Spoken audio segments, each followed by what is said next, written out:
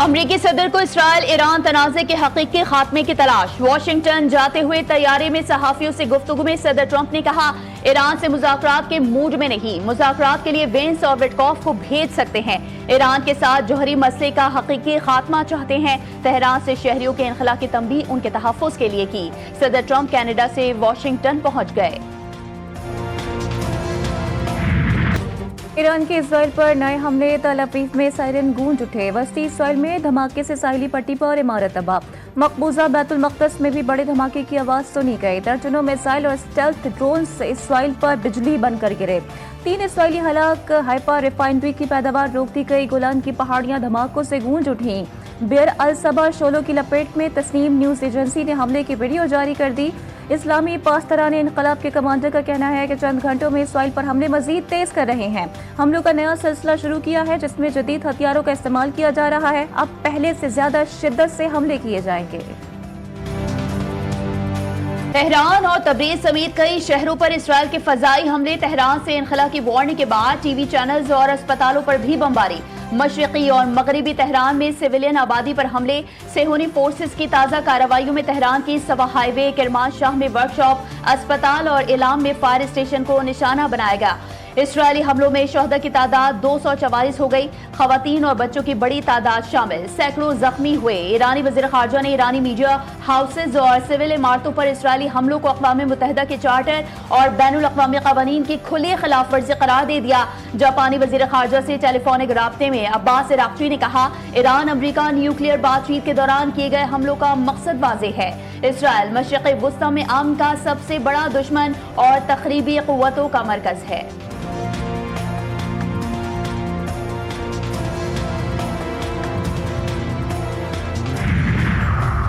सदर ट्रंप ने situation room में अहम इजलास बुला लिया। पेंटागन ने खत्ते में अमरीकी फौजियों की मौजूदगी मजीद बढ़ा दी।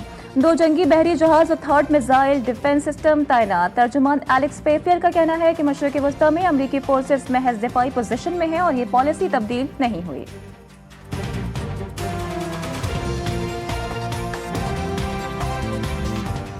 ईरान के जवाबी हमले। इसराइली दहशतगर्द वज़ीर आज़म नेतन्याहू होश खो बैठा। अमरीका को जंग में घसीटने की कोशिश, नया प्रोपेगेंडा शुरू कर दिया। दावा किया कि ईरान ट्रंप को कत्ल करना चाहता है। ईरान को मालूम है कि सदर ट्रंप उनके जौहरी बम बनाने के रास्ते में सबसे बड़ी रुकावट है।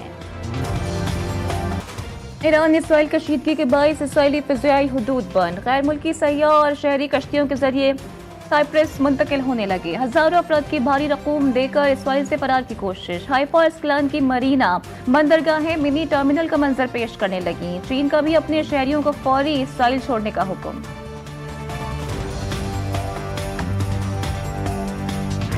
ईरानी सहाफ़ी इसराइल के खिलाफ जंग में मज़ाहमत का इस्तिआरा बन गए। हमलों से बेखौफ सेहूनी फोर्सेस का चेहरा बेनकाब करते रहे। इसराइली हुकूमत को ललकारते रहे। जख्मी हाथ से खून बहता रहा, लेकिन ईरानी सहाफ़ी ने सच्चाई का अलम थामे रखा। पाकिस्तान और सऊदी अरब समेत 20 ममालिक की इसराइली जारियत की शदीद मसम्मत। ईरान के दिफा के बाद मुश्तरका बयान जारी। एटमी तंसीबात पर हमले, आलमी क़वानीन के खिलाफ वर्जी, सिफारतकारी वाहिद हल करार। बहरी रास्तों की सिक्योरिटी पर जोर। मशरिक़ी वुस्ता को जौहरी हथियारों से पाक जोन बनाने और फौरी जंगबंदी का मुतालिबा।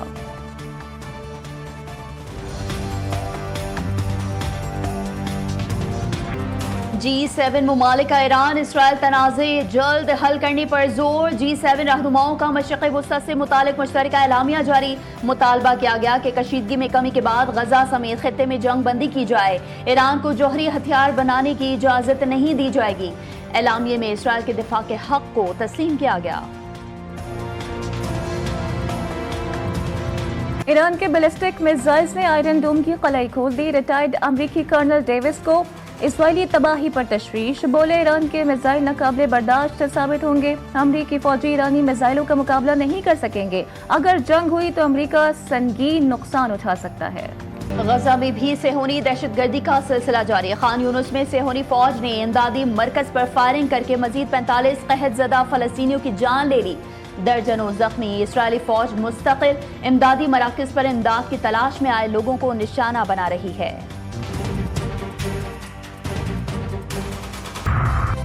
ईरानी अवाम इस्लामी हुकूमत के खात्मे के लिए मुतहर्रिक हो गए हैं। ईरान के साबिक शाह के बेटे रजा पहलवी का मुतनाज़ बयान, ख्वाजा आसिफ की कड़ी तनकीद।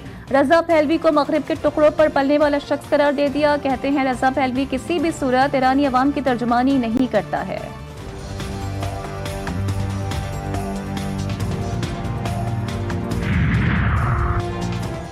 वज़ीर ख़ारजा साउद और मुत्तहिदा अरब अमारात के नायब वज़ीर-ए-आज़म का राबता, दोनों रहनुमाओं में खत्ते की बदलती सूरत हाल पर तबादला ख्याल। ईरान पर इसराइली जारहियत पर भी गुफ्तगू, दोनों नायब वज़ीर-ए-आज़म का खत्ते में कशीदगी पर तशवीश का इजहार। इलाकाई अमन और इस्तेहकाम के लिए फौरी इक़दामात पर इत्तेफाक।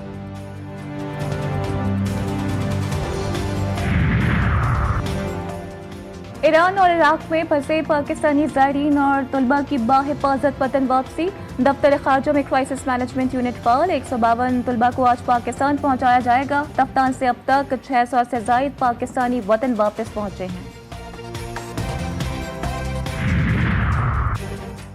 गवर्नर सिंध कामरान खान टिसोरी का ईरानी सफीर रजा अमीरी मुकद्दम से अहम टेलीफोनिक राबता। पाकिस्तानी ज़ायरीन की बाहिफाजत वतन वापसी और उनकी सहूलत के लिए इक़दामात पर तबादला ख्याल। ईरान की तरफ से हर किस्म का मुकम्मल ताउन और मदद की यकीन दहानी। इसराइली जारहियत के खिलाफ पाकिस्तान के जुर्रतमंदाना मौक़िफ़ पर ईरानी सफीर की तारीफ।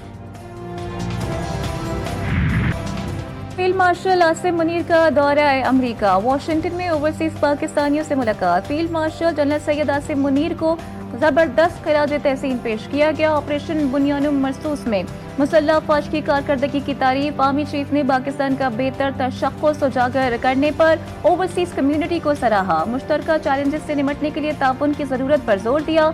जनरल सैयद आसिम मुनीर ने ओवरसीज पाकिस्तानियों को वतन का सफीर करार दिया। कहा, मुल्क की तरक्की में समंदर पार पाकिस्तानियों का अहम और कलीदी किरदार है। वज़ीर आज़म शहबाज शरीफ की ज़ेरे सदारत इजलास। पाकिस्तान रेलवेज की अपग्रेडेशन और रेकोडिक तक तोसी के इक़दामात का तफसीली जायजा। 2028 तक रेकोडिक को रेलवे नेटवर्क से जोड़ने की हिदायत। बलूचिस्तान में रोजगार के मौके बढ़ाने और मुल्क की मईशत के लिए रेलवे को रीढ़ की हड्डी करार दे दिया गया। रेलवे की फाइनेंसिंग के लिए बैनुल वज़ारती कमेटी तश्कील देने का फैसला।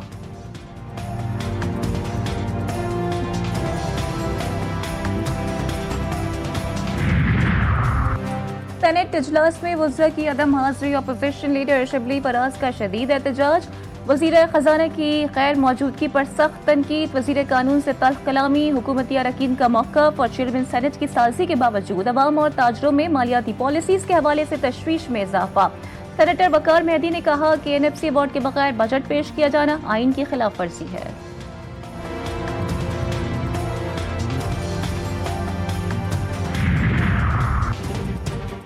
हर मुश्किल वक्त के लिए तैयार, तमाम तर तैयारियां मुकम्मल। अमेरिका ने यकीन दिलाया कि पाकिस्तान के साथ स्ट्रेटेजिक मुआहदा हो जाएगा। US टैरिफ पर अमेरिका से बात हुई है। वज़ीर खजाना मोहम्मद औरंगजेब कहते हैं, हमारी एक्सपोर्ट इंडस्ट्रीज आगे बढ़ेंगी, हम एडिशनल सेक्टर्स के लिए फंड करेंगे।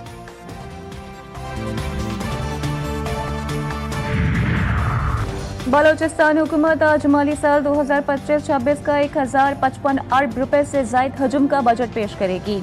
220 अरब तरक्याती मंसूबों, 830 अरब गैर का तरक्याती अखराजात के लिए मुख्तस। तनख्वाहों में 10% और पेंशन में 7% इजाफे की तजवीज़। तालीम, सेहत, अमन अमान और पीने के पानी के शोबों को तरजीह। बेनज़ीर स्कॉलरशिप, ग्रीन बस और सेहत कार्ड मंसूबे जारी रखने का फैसला।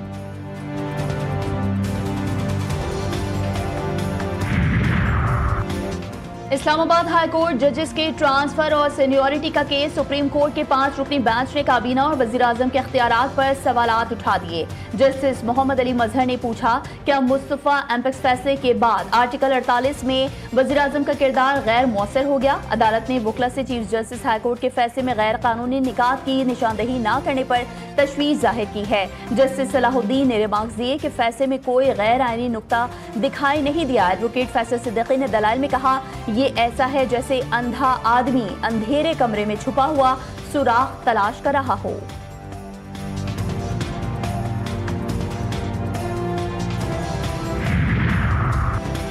इस्लामाबाद हाईकोर्ट रूस तब्दीली पर नया तनाज़ा। जस्टिस बाबर सत्तार ने कायम मकाम चीफ जस्टिस को खत लिख दिया। बगैर फुल कोर्ट मीटिंग रूस तब्दीली खिलाफ कानून है, फौरी दुरुस्तगी के लिए इक़दाम उठाने की जरूरत है। हाईकोर्ट रूस 2025 का गेजेट नोटिफिकेशन मुझे मौसूल हुआ।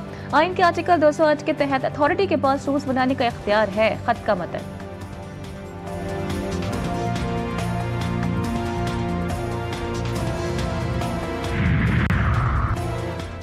ईरान इसराइल जंग बहाना, अवाम फिर माफिया का निशाना। एलपीजी की कीमतों में खुद साख्ता इजाफा। सरकारी तौर पर एलपीजी की फी किलो कीमत 241 रुपए मुकर्रर। मुल्क भर में 300 से 320 रुपए फी किलो फरोख्त। शहरियों की आला हुकाम से नोटिस लेने की अपील।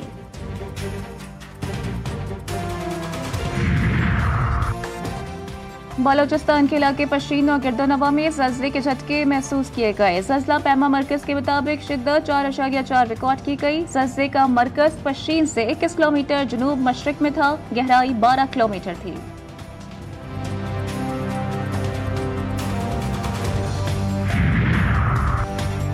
आइंदा हज के लिए आज़मीन हज हो जाए तैयार। आज़मीन हज के रजिस्ट्रेशन 4-5 रोज में शुरू करने की तैयारियां मुकम्मल कर ली गई। ज़राए के मुताबिक हज 2026 के लिए क़ब्ल अज़ वक्त रजिस्ट्रेशन कराना लाजमी होगा। रजिस्ट्रेशन की दरख्वास्तों के हमरा टोकन मनी जमा करानी होगी। हज रजिस्ट्रेशन मुल्क भर में मंजूर शुदा बैंकों से कराई जा सकेगी। पाकिस्तान में मौसमियाती तब्दीलियों के बायस कुदरती आफात में खतरनाक हद तक इजाफा। 1980 से 2024 तक 109 सैलाब, 36 अरब 40 करोड़ डॉलर्स का नुकसान हुआ। GTV न्यूज ने कुदरती आफात से नुकसान की तफसीलात हासिल कर ली। मौसमियाती तब्दीलियों ने पाकिस्तान को माशी और जानी नुकसान से दो चार किया। हीट वेव्स की तादाद में खतरनाक इजाफा। 13 वाक़यात में 2741 हलाकतें हुई।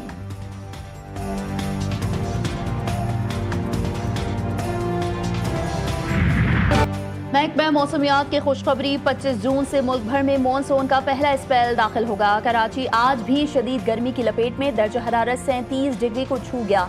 शिद्दत 42 डिग्री महसूस की जाने लगी। कल शाम से समुद्री हवाएं बहाल होने का इम्कान। 19 जून से आसमान अब्र आलूद और शाम के औकात में बूंदाबांदी मुतवक्के।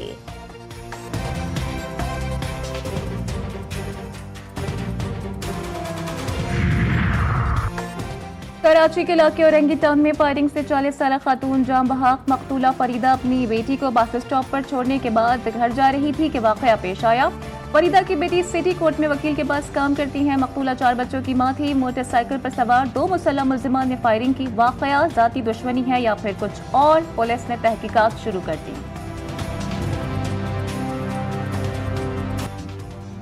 स्मगलिंग में इस्तेमाल गाड़ियां पुलिस की जानिब से फराहम किए जाने का इंकशाफ। स्मगलर काशिफ बिल्डर की इंटेरोगेशन ने पुलिस का पोल खोल कर रख दिया। शेषा थाने में पकड़ी जाने वाली गाड़ी थानेदार कामरान हैदर की निकली।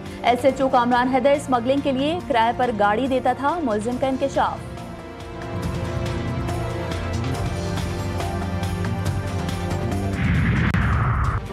कोयटा के इलाके हजार कंची में पेट्रोल पंप पर लाइन में खड़े अफराद लड़ पड़े। डंडों और मुक्कों के वार से एक शख्स जाँ बहक, 3 जख्मी। लड़ाई पेट्रोल पंप पर लगी लाइन में बदनज़मी पर हुई। पुलिस ने तहकीकात का आगाज कर दिया।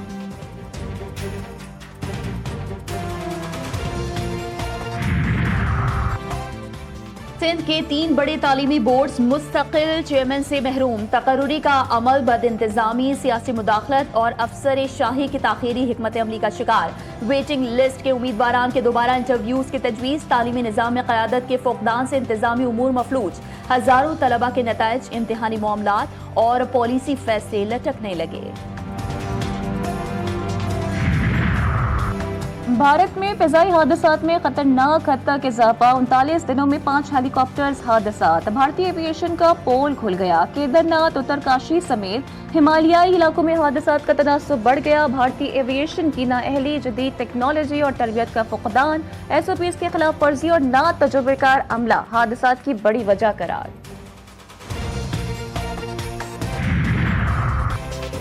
गैरी क्रिस्टर ने दोबारा पाकिस्तान की नुमाइंदगी की ख्वाहिश जाहिर कर दी। साबिक कोच गैरी क्रिस्टर ने बरतानवी मीडिया को इंटरव्यू में कहा, पाकिस्तानी टीम की कोचिंग से मुतालिक चंद महीने हंगामा खेज थे। बहुत जल्द महसूस कर लिया था कि यहाँ काम करना मुश्किल हो जाएगा। अगर पाकिस्तान टीम की कोचिंग के लिए बुलाया गया तो जरूर जाऊंगा।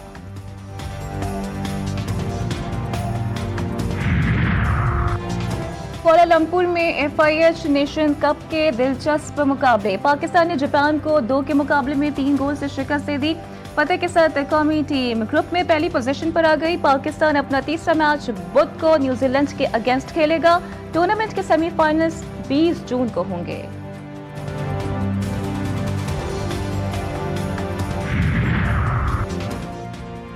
सूफी बुजुर्ग सैयद अब्दुल्ला शाह गाजी रहमतुल्लाह अलैह के 1295वें उर्स की तकरीबात का आगाज। मुल्क भर से ज़ायरीन की आमद का सिलसिला जारी।